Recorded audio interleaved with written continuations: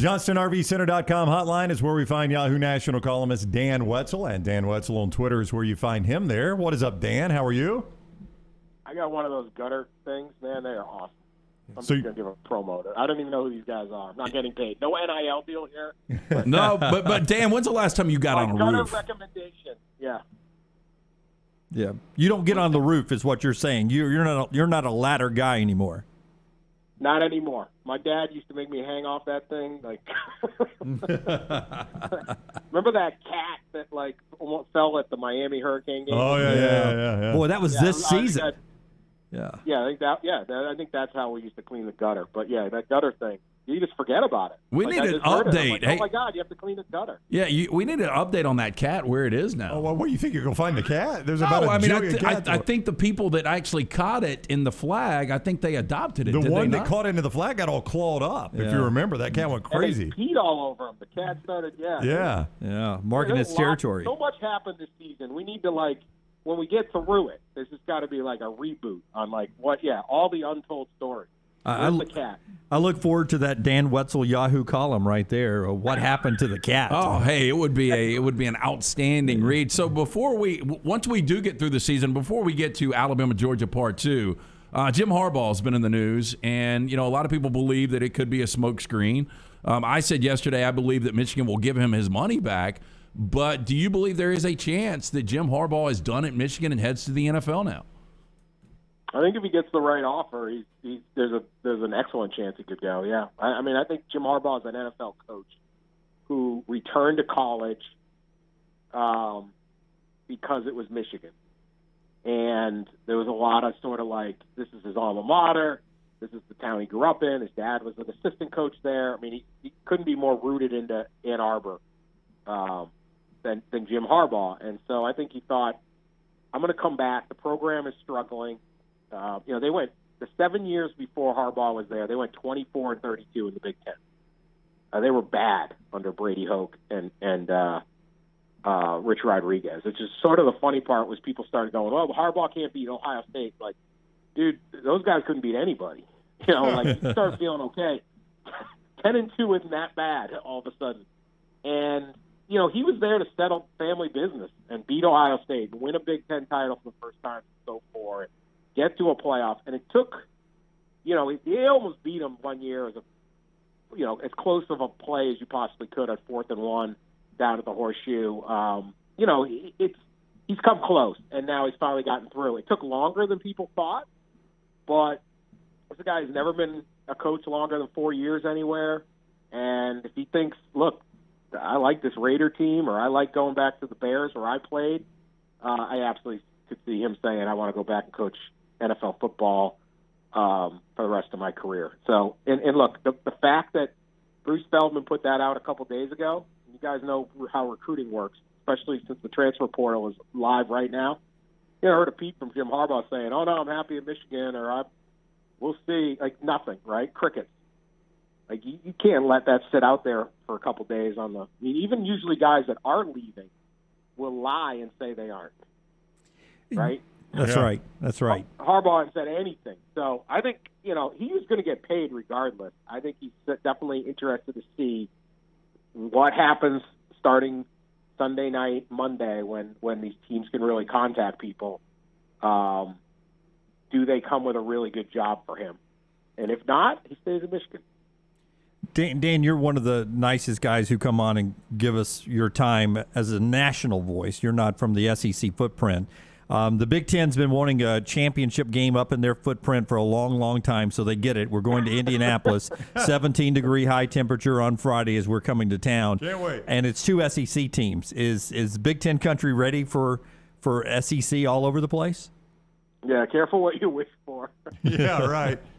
The SEC chants at the Slippery Noodle Inn in downtown Indianapolis will be hysterical. The Steak and Shake. No, this is not what they wanted, but I do think it is. College sports has this incredible devotion to the city of Indianapolis, which is a fine place, but it's not that easy to get to, especially if you have to fly, because you pretty much got to connect from wherever.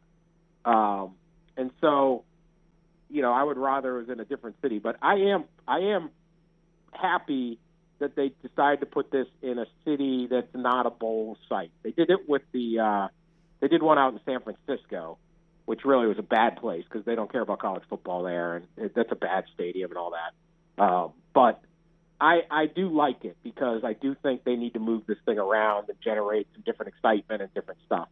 Certainly, this is not the matchup you want in Indianapolis. This should be played in Atlanta or New Orleans or something like that. But planning it out, I do hope that they move. Like, I would get rid of the quote unquote bowls and just, if you're just going to have I would have home field until to the final game, the Super Bowl type thing. But if you're going to do it, I do like that they're moving it around. So if you guys are a little cold, I'm sorry. You get some chicken soup or something. Bring your scarf. You poor souls that might have to be cold a little bit in Indiana. Indianapolis is a fun city. People are really going to enjoy it because if you come from out of town, as I'm sure a lot of your listeners are, it's like everything's walkable. Like, you got the stadium, you got the hotels, you got the restaurants. It's very, very simple, mid-sized city to navigate. It really is good for 2 days for a weekend. So, do you have a website? Because I don't own a coat. Do you have a website that I can buy a coat? Can you recommend a coat? Do you really not own a coat? Come by Detroit, and I will give you one. Just stop by my house, and I'll yeah, they sell them there. That store. At Dan Wetzel on Twitter is where you find him. He's a New York Times bestseller, also Yahoo Sports national columnist. He's with us on the JohnstonRVCenter.com hotline. On a national scale, I don't know how likable Kirby Smart is. Is he viewed nationally, Dan, as the guy that, everybody's going to feel good if he finally gets one of these, or is he disliked? How's he viewed? Yeah, that's a good question. I think with fans, it's like he does not come across as this, huggable, lovable guy, right? Right. He's going as a maniac on the sideline, and he's not. I haven't seen a million stories about. Like, you take Dabo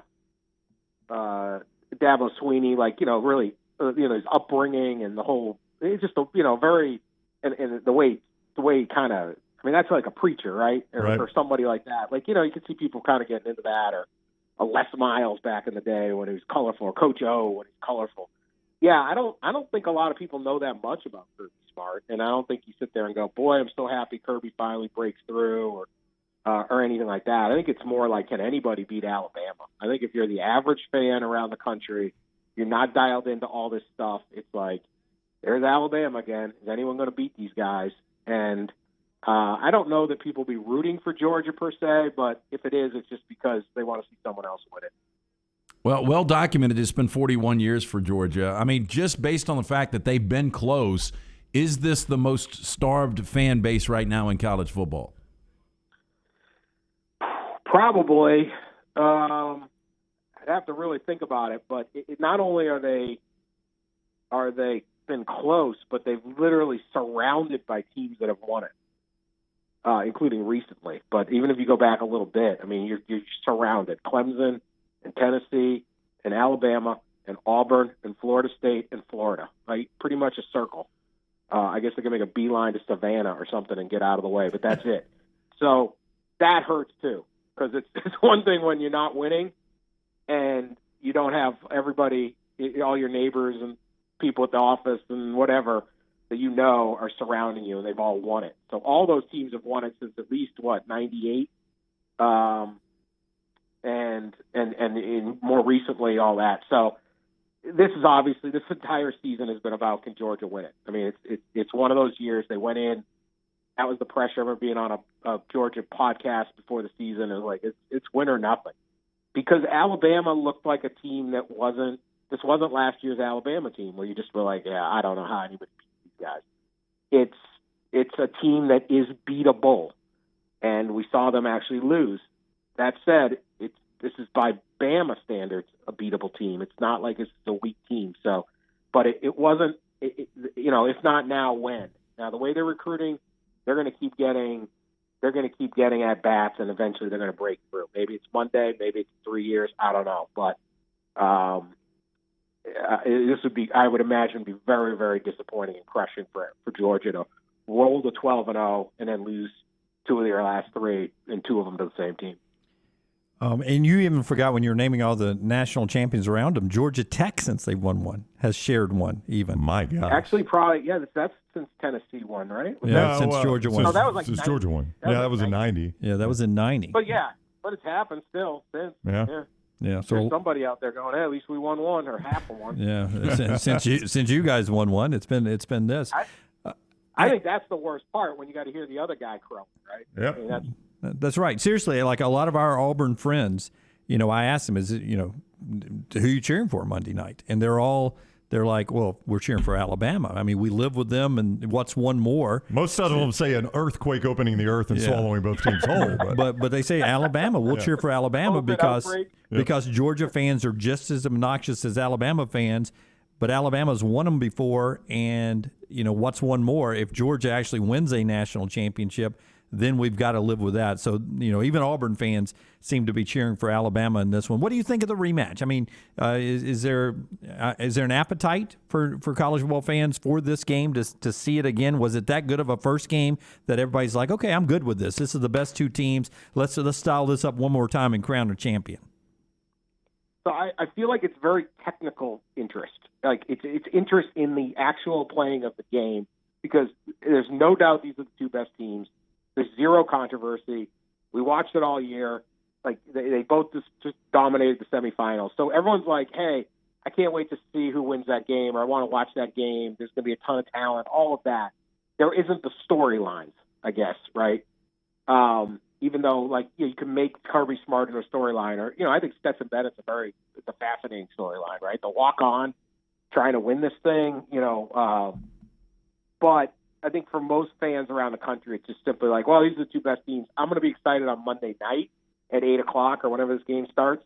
But right now, I'm not sitting there pouring through a million stories or, this, that. There's no they're not fighting. They're not arguing with each other. There's not a lot of drama to it. There's a ton of respect. So I think it's lacking the soap opera, but will that hurt the television audience? Who knows? I don't really care. But by Monday night, it'll be into it. And then it's just the inherent problem of college football in this playoff is you just get swallowed up by the NFL. It's just people are excited. Just all these teams have a shot at the playoffs. They're Chicago's going to fire their coach. Is the Raiders going? What are the Raiders going to do? All these different. So much NFL news, AB, all this stuff's going on. It's hard to gain any kind of oxygen on in a non Alabama or Georgia market or a college football centric radio show or podcast to just kind of break through. They're not talking about this game in Chicago right now.